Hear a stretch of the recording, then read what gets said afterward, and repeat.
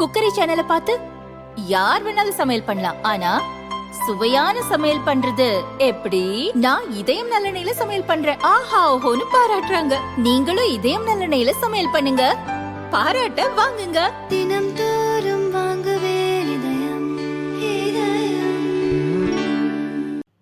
மகாராஷ்டிராவில் சிவசேனா தலைவர் ஏக்நாத் ஷிண்டே தலைமையில் பாஜக தேசியவாத காங்கிரஸ் கூட்டணி ஆட்சியில் உள்ளது. அடுத்த மாதம் சட்டசபை தேர்தல் நடைபெற உள்ளது. பாஜக கூட்டணி மீண்டும் ஆட்சி அமைப்பது கஷ்டம் என்று சொல்லப்படுகிறது.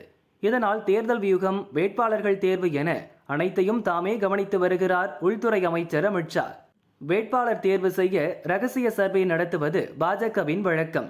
இப்படி சர்வே மூலம் தேர்வானவர்களை எதிர்த்து அதிருப்தியாளர்கள் போட்டியிட்டு வெற்றி பெற்றுள்ளதால் இந்த முறை ரகசிய சர்வே வழக்கத்தை கைவிட்டுள்ளார் அமித் ஷா. மத்திய அமைச்சரவையில் சிறப்பாக செயல்பட்டு வரும் அமைச்சர்களில் ஒருவர் நெடுஞ்சாலைத்துறை அமைச்சர் நிதின் கட்கரி, மகாராஷ்டிராவைச் சேர்ந்தவர். முன்னதாக எதிர்க்கட்சிகள் தம்மை பிரதமர் பதவியில் அமர்த்த முயற்சித்ததாக பேட்டி ஒன்றில் கட்கரி கூறியிருந்தார். மகாராஷ்டிரா முதல்வராக கட்கரி வருவார் என யூகங்கள் எழுந்தபோது பாஜக தலைமை தேவேந்திர பட்னாவிஸை அப்போது முதல்வராக்கியது. இந்நிலையில் மகாராஷ்டிரா சட்டசபை தேர்தலில் கட்கரியை ஓரம் கட்டி வருகிறது கட்சி தலைமை. கட்கரியின் சொந்த மாவட்டமான விதர்பாவில் சமீபத்தில் நடந்த பாஜக கூட்டங்களில் பிரதமர் அமித் ஷா பங்கேற்றனர். கட்கரி பங்கேற்கவில்லை. அப்போது அவர் ஜம்மு காஷ்மீர் தேர்தல் பிரச்சாரத்தில் இருந்தார்.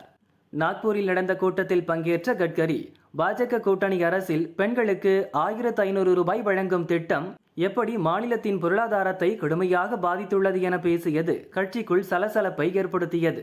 RSS அமைப்பு கட்கரிக்கு ஆதரவாக உள்ளது. தன் கூட்டணி அரசின் திட்டத்தை விமர்சித்த கட்கரியின் நிலையை பாஜக தலைமை எப்படி ஏற்றுக்கொள்ளும் என்பது தேர்தல் பிரச்சாரத்தின் போது தெரிந்துவிடும்.